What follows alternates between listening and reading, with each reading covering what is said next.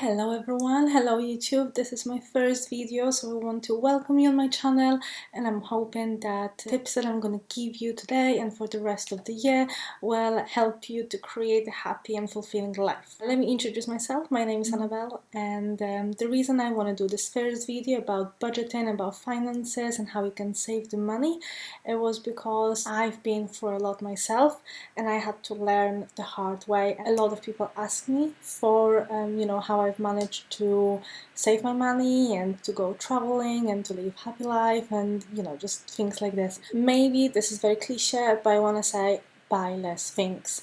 And let me tell you my example.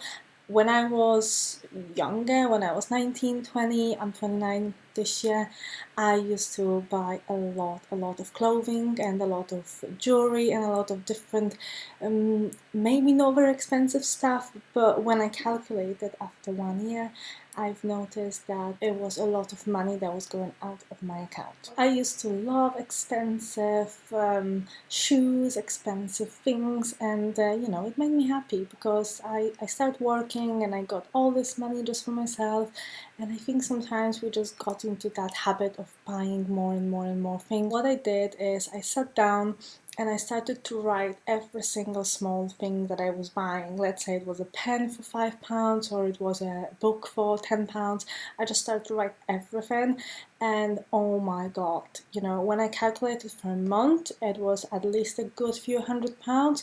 When I added up, by the end of the year I was actually minus £4 or £5,000 less, right? And this didn't include my makeup, it didn't include things like hairdresser and nails. If you're a man, you probably don't think about it. If you're a woman, you probably spend a lot of money on it too. First thing I would like to say is just write everything down that you buy in and really ask yourself, do I need all of this stuff? I don't know about you, but I ended up every year with 60-70 pair of shoes. Each pair was between £20 to £100.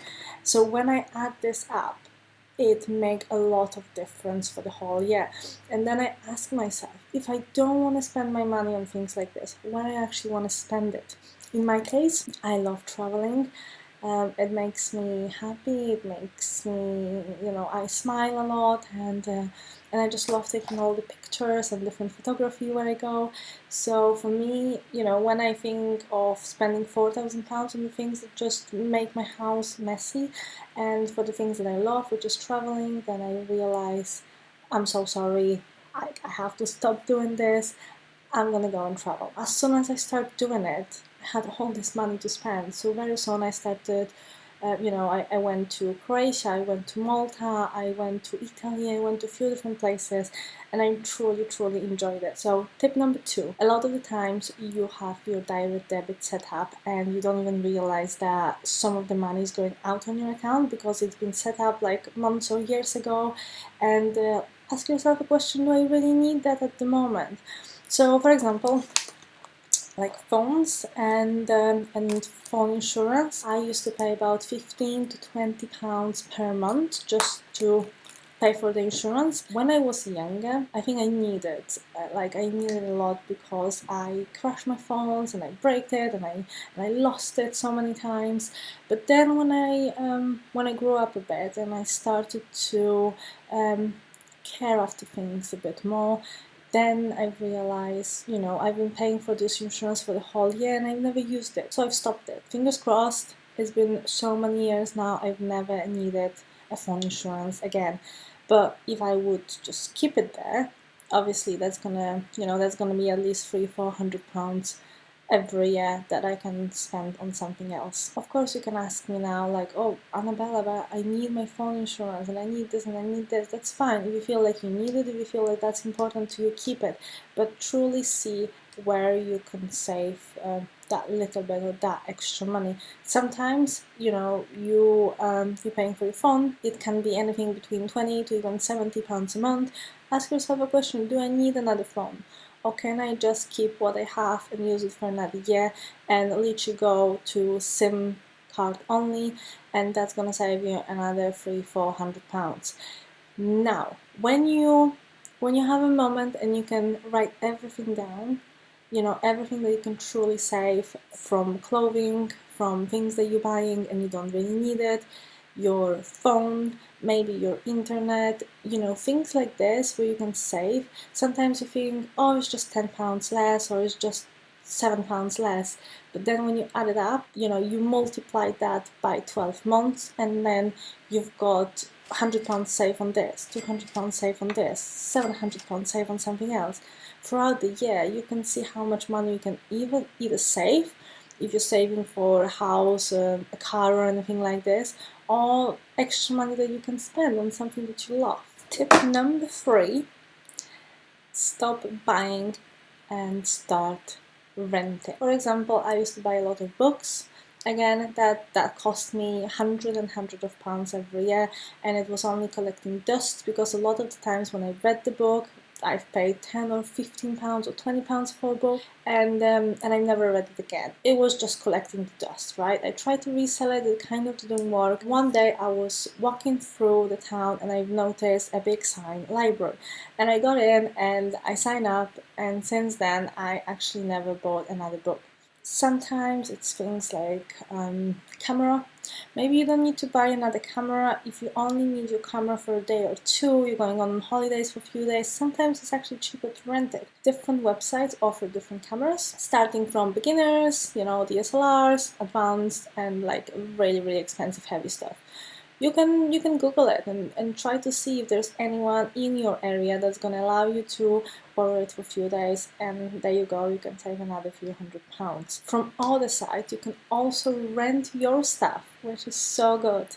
You can rent your cameras, you can rent your car these days, you can rent so many things that's gonna make you an extra cash on top. Tip number 4: credit cards. I used to have quite a lot of credit cards, and I was paying a lot of interest every month. Now, this is not something that's gonna happen over the night. If you can see all the cards and all the interest that you're paying, I would really advise you to start paying these off. Start from the smallest one, from the smaller amount, or from the one that give you the biggest interest. So if you're paying like 30% interest, 25% interest on top of what you borrowed, on top of what you have on this credit card. Since I started, it took me 1 year to pay it off completely. Within that year, I didn't really do much when it comes to my hobbies, traveling and things like this, because I said to myself, I'm going to focus on paying this off and saving some money on top.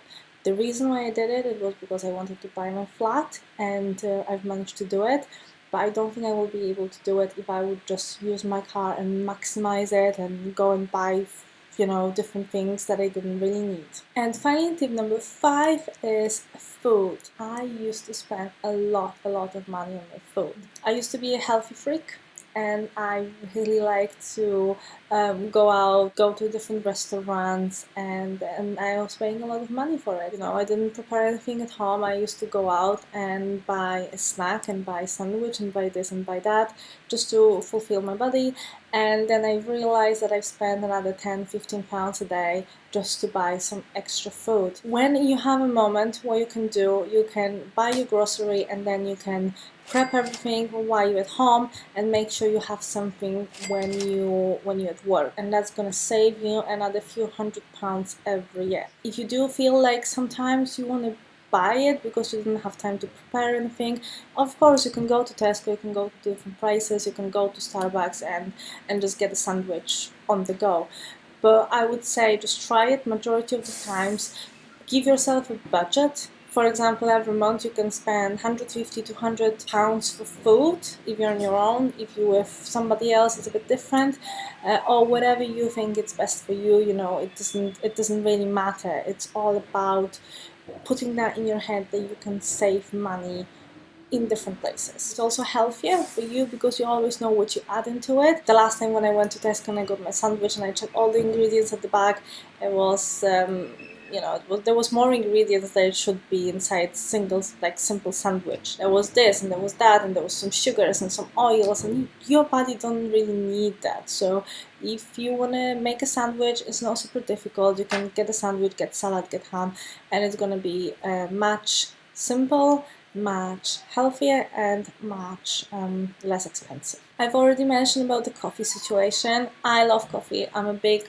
coffee lover, and I used to go to Starbucks or Costa. Well, actually, I don't really like Starbucks that much. I think Costa used to be my favorite one. If you think about the cost for the single coffee or something different there, it's between 3 to 4 or even sometimes more pounds. So 3-4 pounds for every single coffee. If you getting it 20 times a month, you've got another 60 pounds per month saved just make yourself a coffee at home. When I was in my 20s and I was making really good money, especially back then, nearly 10 years ago, I did make a lot of money, and I spent a lot of it. So by the end of the month, I didn't really have a lot to show. So I was always struggling, and I was always worried what's gonna happen next month and whether I'm gonna have enough or not. And then one day, when I've done everything that I could, simple steps that I already told you about, I managed to save a lot. And I remember I was working with a few beautiful ladies in the office, and one of them asked me, like, Annabella, how do you manage to travel? How did you manage to go there and there and there, and you've paid for everything? And I said to her, well, because I stopped spending money on the things that I never need. And, she was a beautiful soul, and I loved her so much, but she was living with parents, and she didn't have to pay for anything apart from her own food, and we've been making the same money. And I was paying for my own house, for my own car. I was paying for everything for myself. And she was just so impressed with me because I managed to save and I managed to travel, and I was paying for everything else, where she was at home and she didn't pay for anything. So I asked her, like, what do you spend your money on? Like, what is it that's so important for you? And she said, well, with me it's my hair, my clothing. We're going out every week, and yes, that costs a lot of money. So I just said to her, what if you will just try for 1 month, not stopping it completely, because that's gonna be like shock for your body and shock for your mind. Just start to reducing different things there and there and see if you can live without it. Right now, I feel like my life is quite simple because we are not spending a lot, but we also have a lovely home, and we have enough for everything. I don't need to buy my shoes every month. I'm trying to use it as much as possible, and if I really feel like it's time to go and buy it, or if there is a special occasion like the wedding, the Holy Communion, anything like this, then obviously I go and I ask my husband, or I just go and get it myself, and yeah, and I'm happy. But I don't overload myself with things at the moment, especially with the things that I don't really need.